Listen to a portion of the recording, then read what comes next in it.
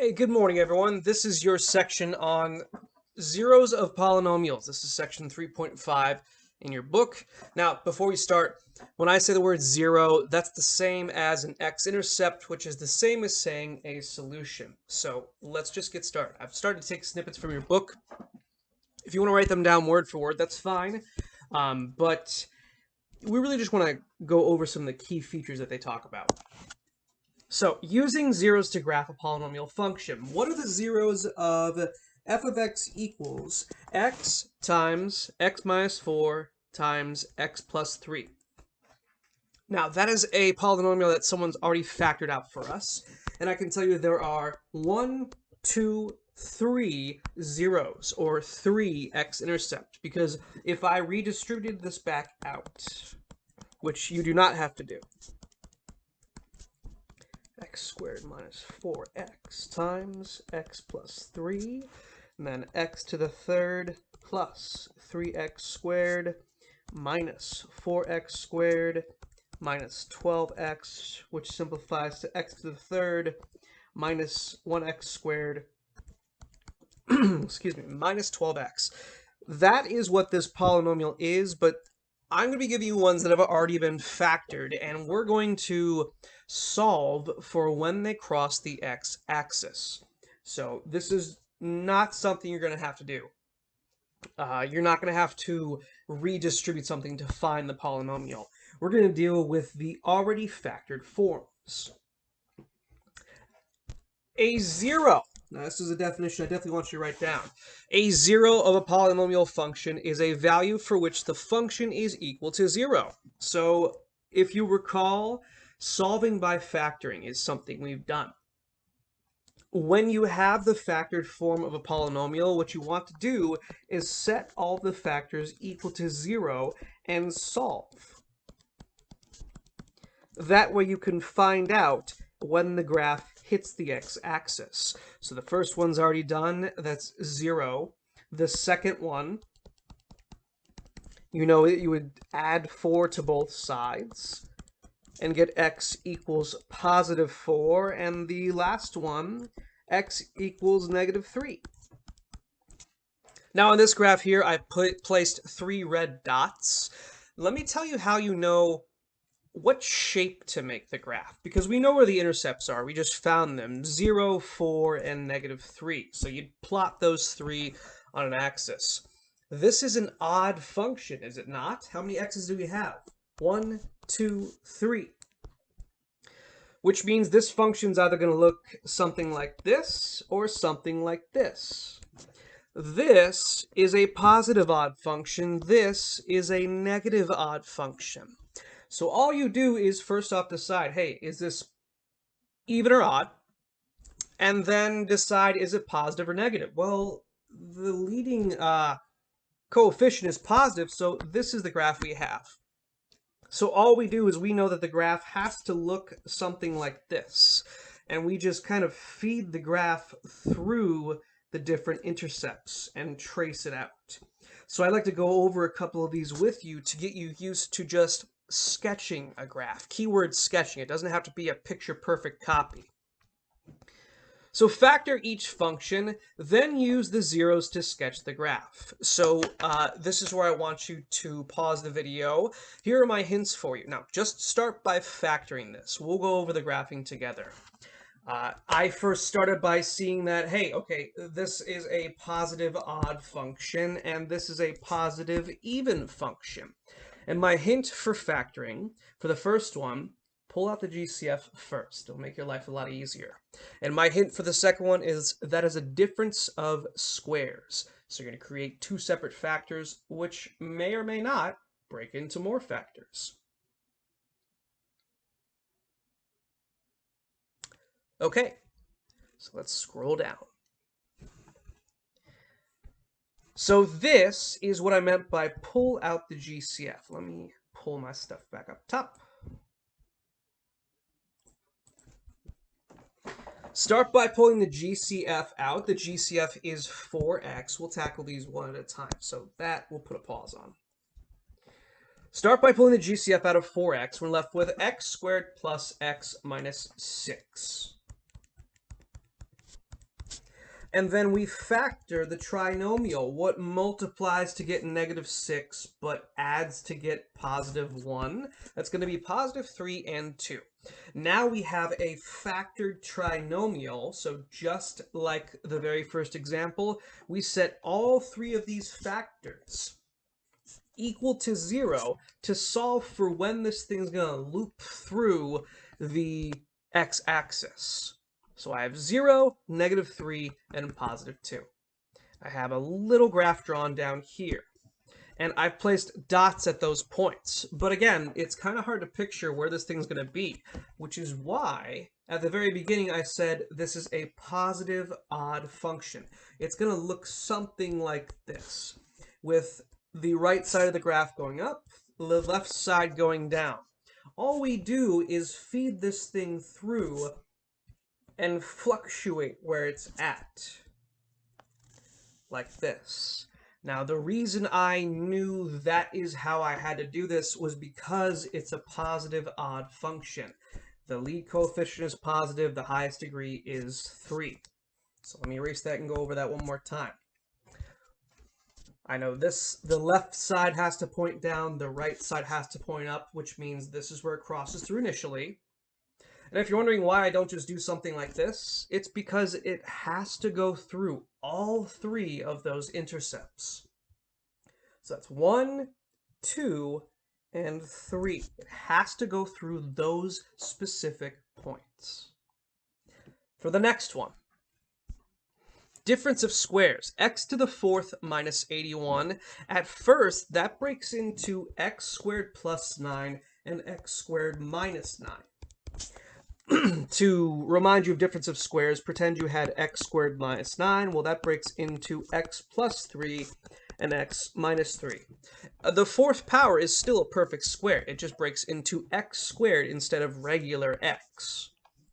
Now, I took this one step further because this created another difference of two squares, x squared minus 9. So that breaks into x plus 3 and x minus 3.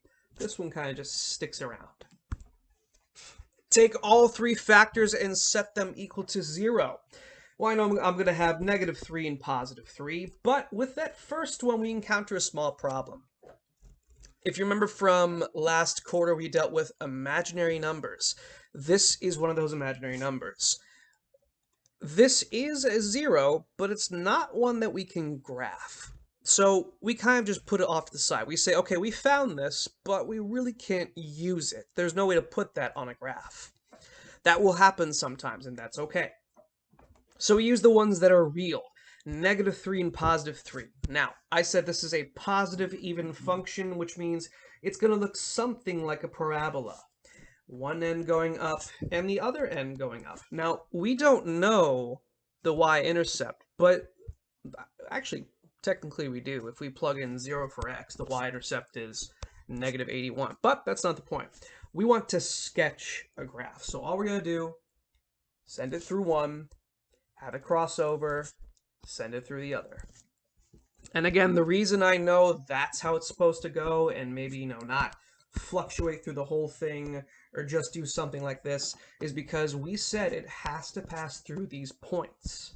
And the only way to do that is if it crosses through one and crosses through the other.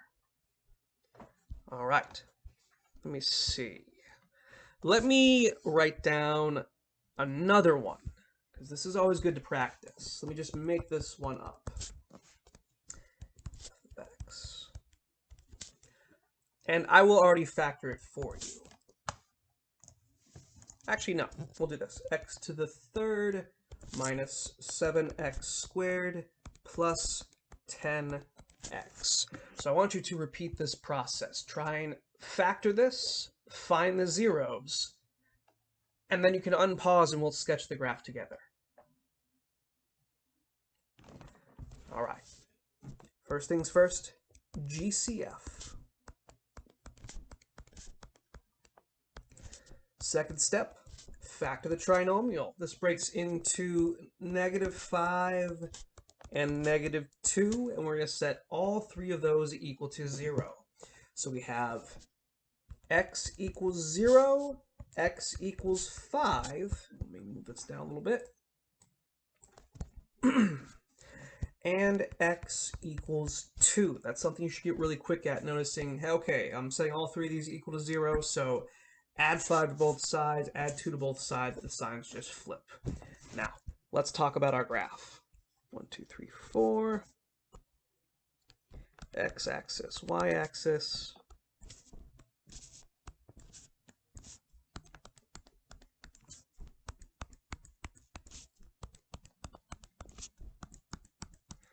Okay, we have an intercept at 0, we have one at 5, and we have one at 2.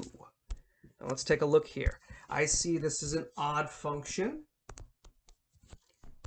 and I see that it's positive. So this is going to look like some weird snaking function like this. But I know one side of the graph is going to go down, and one side of the graph is going to go up. So we just alternate through this thing.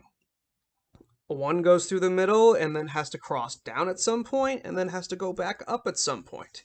This is just a sketch. It doesn't have to look perfect. That was a little weird looking though, so I'm going to redo that. But yeah, it's just a sketch. We don't care about if this is a perfect point and this is a perfect point. No, we want our intercepts and we want to see if we're sketching the graph correctly. All right, moving on to the next part. The multiplicity of a zero. Now this is a really important part. This is how you know how the graph will look before you even graph it. The multiplicity of a zero is the number of times the related factor appears. This is fancy talk for what's the exponent of the factor. So take a look at this one here. X minus 1 and x plus 2, those both appear once. And if you're wondering what the heck am I supposed to write down here, definitely this definition. And maybe sketch these graphs. They don't have to be super detailed, but we want to make a point of what they're showing us. With this second graph, notice the multiplicity of x minus 1 is 2. What that means is there are actually duplicates here, x minus 1, x minus 1. And take a look at what happens at that point versus the one that appeared once. Same thing with the third and fourth graphs. The TLDR of this, the too long didn't read, is that if the exponent of a factor is even, it bounces off the axis or has what's called a turning point. So at this point right here, we bounce off.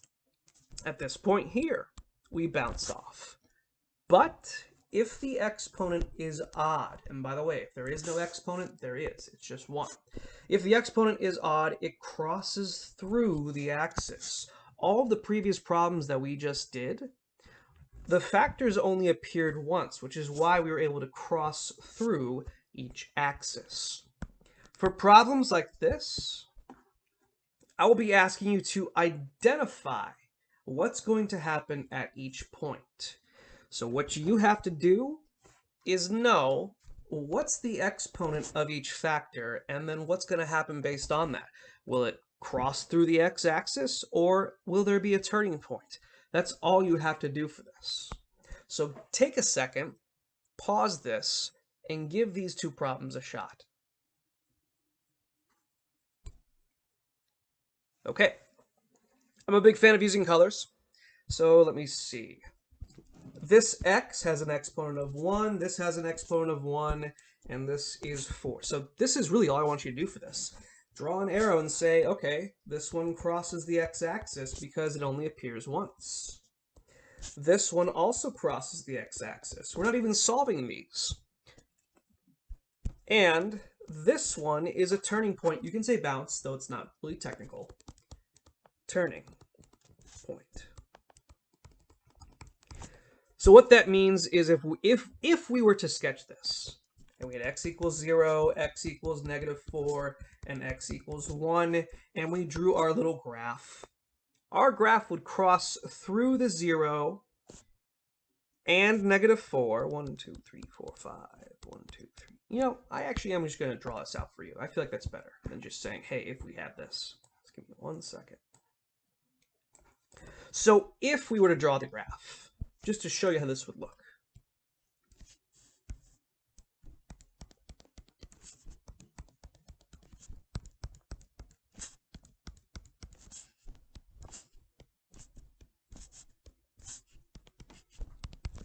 We have our 0 at 0, 1, and -4.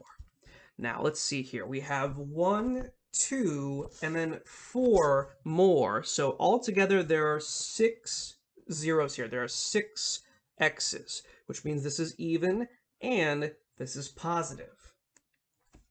So at the end of the day, this graph needs to look like this, going up. So let's see here. At -4, it crosses. At 0, it crosses. And then at +1, boop, it bounces off, just like this. If you type this into Desmos or Wolfram Alpha, this is basically what the function will look like. And I could compare it to this one here. Actually, I like this one here a little better, because we have one bouncing off and one going through. But back to the topic at hand, what's happening with this one? Now, the tricky part here is, even though this does say squared, that's not the multiplicity of the factor. The number of times this one appears is once. This crosses. This also crosses the x-axis. It appears 5 times. And this appears twice, so it's going to be a turning point. And if for some reason you wonder, what does he mean by the number of times it appears? If I were to actually write this out the way it is, what this means is that x minus 1 literally appears 5 different times. And x plus 2 appears twice. This is why these are already factored for us. I would never ever ask you to redistribute this. That would be a monster of a problem. There would be, let's see, 1, 5, 6, 7. This is a 7th degree polynomial, and that is not what we're trying to do here. We're just trying to see, if we graph this thing at these intercepts, what would happen to the graph?